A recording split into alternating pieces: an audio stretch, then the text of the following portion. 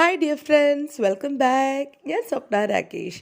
ഇന്നത്തെ റെസിപ്പി നല്ല ടേസ്റ്റി ആയിട്ടൊരു പ്രോൺസ് പെരട്ടാണ്. ഇതിൻ്റെ പ്രത്യേകത എന്താണെന്ന് വെച്ചാൽ ഒരു വർഷം വരെ നമുക്കിത് സ്റ്റോർ ചെയ്ത് വെച്ച് ഉപയോഗിക്കാൻ പറ്റും കേട്ടോ. നമ്മുടെ വീട്ടിൽ ഫ്രിഡ്ജിലൊക്കെ കീപ്പ് ചെയ്തിരുന്നാൽ മതി. ഒരു ബോക്സ് കണ്ടെയ്നറിലാക്കി അങ്ങ് വെച്ച് കഴിഞ്ഞാൽ നമുക്ക് ആവശ്യത്തിന് എടുക്കാം, ചൂടാക്കാം, നമുക്ക് ഉപയോഗിക്കാം. ആവശ്യത്തിനുള്ള ക്വാണ്ടിറ്റി മാത്രം ഒരു ഡ്രൈ സ്പൂൺ വെച്ചെടുക്കുക. ആവശ്യത്തിനെടുത്തതിന് ശേഷം നമുക്ക് ചൂടാക്കി നമുക്ക് ഉപയോഗിക്കാവുന്നതാണ്. നമ്മുടെ റിലേറ്റീവ്സിനും ഫ്രണ്ട്സിനും ഒക്കെ നമുക്ക് എബ്രോഡൊക്കെ കൊടുത്തുവിടാം. അവർക്കും ഒക്കെ കൊടുത്തുവിടാൻ പറ്റിയ ഒരു കിടിലം റെസിപ്പി ആയിട്ടാണ് വന്നിരിക്കുന്നത്. അപ്പോൾ ഇതെല്ലാവരും ഒന്ന് ട്രൈ ചെയ്ത് നോക്കി നിങ്ങളുടെ ഫീഡ്ബാക്കൊക്കെ പറയൂ കേട്ടോ. അപ്പോൾ നമുക്ക് റെസിപ്പിയിലോട്ട് പോകാം. പ്രോൺസ് പെരട്ട് ഉണ്ടാക്കാനായിട്ട് ഞാനിവിടെ എടുത്തിരിക്കുന്നത് ഒരു 3/4 കിലോ പ്രോൺസാണ്. ക്ലീൻ ചെയ്ത് കഴിഞ്ഞതിന് ശേഷമാണ് 3/4 കിലോ ക്വാണ്ടിറ്റി കേട്ടോ. ഈ ഒരു സൈസിലുള്ള പ്രോൺസാണ് ഞാനിവിടെ എടുത്തിരിക്കുന്നത്. നല്ലപോലെ കഴുകി വൃത്തിയാക്കി എടുത്തിട്ടുണ്ട്. ഇനി നമുക്കിത് വെള്ളമൊന്നുമില്ലാതെ വെള്ളമൊക്കെ നല്ലപോലെ ഡ്രെയിൻ ചെയ്ത് കളഞ്ഞ് ഒരു കിച്ചൺ ടവലിലിട്ട് നല്ലപോലെ തുടച്ചെടുക്കുകയാണെങ്കിൽ അത്രയും നല്ലത് കേട്ടോ. ജസ്റ്റ് ഒരു 10-15 മിനിറ്റ് വെയിൽ കൊള്ളിച്ചാലും നല്ലതാണ് കേട്ടോ. അപ്പോൾ ഒട്ടും തന്നെ വാട്ടർ കണ്ടൻറ്റ് ഉണ്ടാവില്ല. അപ്പോൾ കൂടുതൽ നാൾ നമ്മുടെ പെരട്ട് കേടാവാതെ ഇരിക്കും.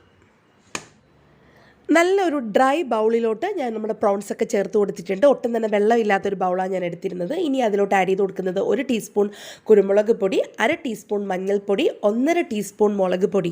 ഞാനിവിടെ ഉപയോഗിച്ചിരിക്കുന്ന കാശ്മീരി ചില്ലി മുളക് പൊടിയാണ്. ആവശ്യത്തിനുള്ള ഉപ്പും പിന്നെ ഒരു 2 ടീസ്പൂൺ വിനീഗറും കൂടെ ചേർത്ത് കൊടുത്തിട്ടുണ്ട്. ഇനി നമുക്കിത് നല്ലപോലെ ഒന്ന് മിക്സ് ചെയ്ത് കൊടുക്കാം.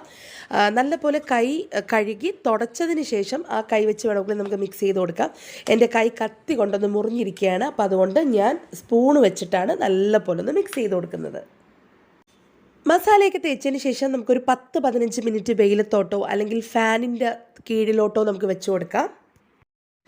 15 മിനിറ്റിന് ശേഷം ഒരു കടായിലോട്ട് ഞാനൊരു 3 ടേബിൾ സ്പൂൺ സൺഫ്ലവർ ഓയിൽ ചേർത്ത് കൊടുത്തു. എണ്ണ നല്ലതുപോലെ ചൂടായതിന് ശേഷം നമുക്ക് പെരട്ടി വെച്ചിരിക്കുന്ന പ്രോൺസൊക്കെ നല്ലപോലെ ഒന്ന് വറുത്തെടുക്കാം.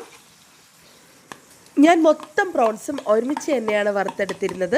ഷാലോ ഫ്രൈ ആണ് ചെയ്തിരുന്നത്. ഒരുപാട് എണ്ണയൊന്നും ചേർത്തിട്ടില്ല. ഒരു 3 ടേബിൾ സ്പൂൺ എണ്ണയിൽ തന്നെയാണ് മൊത്തം പ്രോൺസും വറുത്തെടുത്തിരിക്കുന്നത്.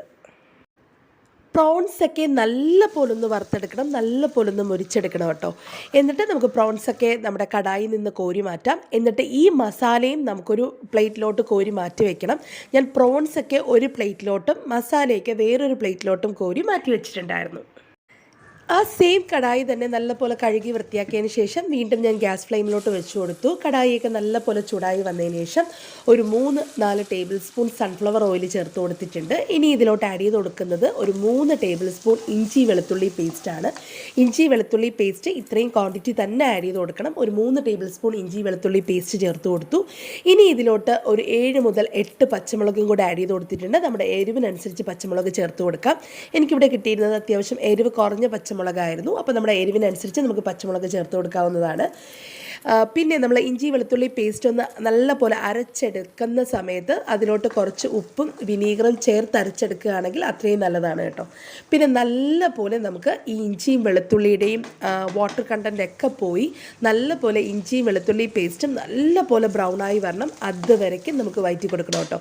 ചെറിയൊരു ഫ്ലെയിം മെയിൻറ്റെയിൻ ചെയ്ത് നമുക്ക് കുറച്ച് നേരം അങ്ങനെ ഫ്ലെയിമിലിട്ടെന്നിട്ട് ഇടയ്ക്കിടയ്ക്ക് ഒന്ന് ഇളക്കി കൊടുത്താലും മതി. ഇപ്പം നല്ലപോലെ ബ്രൗണായി വന്നിട്ടുണ്ട്. അതിനുശേഷം ഇതിലോട്ട് ആഡ് ചെയ്ത് കൊടുക്കുന്നത് 1 ടീസ്പൂൺ കാശ്മീരി ചില്ലി മുളക് പൊടിയും 1/2 ടീസ്പൂൺ എരിവുള്ള മുളക് പൊടിയും ചേർത്ത് കൊടുത്തു. ഫ്ലെയിം നല്ലപോലെ കുറച്ച് വെച്ചതിന് ശേഷം പൊടികൾ ആഡ് ചെയ്ത് കൊടുക്കേണ്ടത്. ഇനി ഇതിലോട്ട് ആഡ് ചെയ്ത് കൊടുക്കുന്നത് ഒരു 3 കഷ്ണം കൊടംപുളിയാണ്. കൊടംപുളി നമുക്ക് നല്ലപോലെ കഴുകി വൃത്തിയാക്കിയതിന് ശേഷം നമുക്ക് കൊടംപുളി മാത്രം ഇതിനകത്ത് ചേർത്ത് കൊടുക്കാം. പിന്നെ ആഡ് ചെയ്ത് കൊടുക്കുന്നത് നമ്മൾ നേരത്തെ വറുത്തെടുത്തതിൻ്റെ മസാലയുണ്ടല്ലോ, ആ എണ്ണയും ആ മസാലയും കൂടെ ഞാൻ ഇതിനകത്തോട്ട് ചേർത്ത് കൊടുക്കുകയാണ്. ഇനി ആഡ് ചെയ്ത് കൊടുക്കുന്നത് ഒരു 3 ടേബിൾ സ്പൂൺ വിനീഗറാണ്. അതും കൂടെ ചേർത്തിട്ട് നമുക്ക് നല്ല പോലെ ഒന്ന് മിക്സ് ചെയ്ത് കൊടുക്കാം. ഇഞ്ചി വെളുത്തുള്ളി വഴറ്റുന്ന സമയത്ത് ഞാൻ കറിവേപ്പില ചേർത്തിരുന്നു കേട്ടോ. അത് പറയാൻ മറന്നുപോയതാണ്. അപ്പോൾ കറിവേപ്പിലയും ചേർത്ത് കൊടുക്കണം. ഇപ്പോൾ ആവശ്യത്തിനുള്ള ഉപ്പും കൂടെ ചേർത്ത് കൊടുത്തിട്ടുണ്ട്. നല്ല പോലെ ഒന്ന് മിക്സ് ചെയ്ത് കൊടുക്കുകയാണ്. ഇനി ചേർത്ത് കൊടുക്കേണ്ടത് നമ്മുടെ ഉലുവയാണ്. വറുത്ത് പൊടിച്ചെടുത്ത ഉലുവയാണ് കേട്ടോ. അതിൻ്റെ പൊടിയാണ് ആഡ് ചെയ്ത് കൊടുത്തിരിക്കുന്നത്. നല്ല പോലെ ഒന്ന് മിക്സ് ചെയ്ത് കൊടുക്കുകയാണ്. ഇനി നമുക്ക് നേരത്തെ വറുത്ത് വെച്ചിരിക്കുന്ന നമ്മുടെ പ്രോൺസും കൂടെ ചേർത്ത് കൊടുക്കാം. ഇനി നല്ല പോലെ ഒന്ന് മിക്സ് ചെയ്ത് കൊടുക്കാം. നമുക്ക് ഫ്ലെയിമൊക്കെ ഓഫ് ചെയ്ത് കൊടുക്കാം. ആവശ്യത്തിന് കുറച്ച് കുരുമുളകോ ഉപ്പോ ഒക്കെ വേണമെന്നുണ്ടെങ്കിൽ നമ്മുടെ ടേസ്റ്റിനനുസരിച്ച് നമുക്കിപ്പോൾ ചേർത്ത് കൊടുക്കാവുന്നതാണ് കേട്ടോ. നല്ല പോലെ തണുത്തതിന് ശേഷം ഇതൊരു ബോട്ടിലാക്കി, ഗ്ലാസ് ബോട്ടിലാക്കി ഫ്രിഡ്ജിൽ വെച്ച് കഴിഞ്ഞാൽ നമുക്ക് ആവശ്യത്തിന് എടുത്ത് ചൂടാക്കി ഉപയോഗിക്കാവുന്നതാണ്.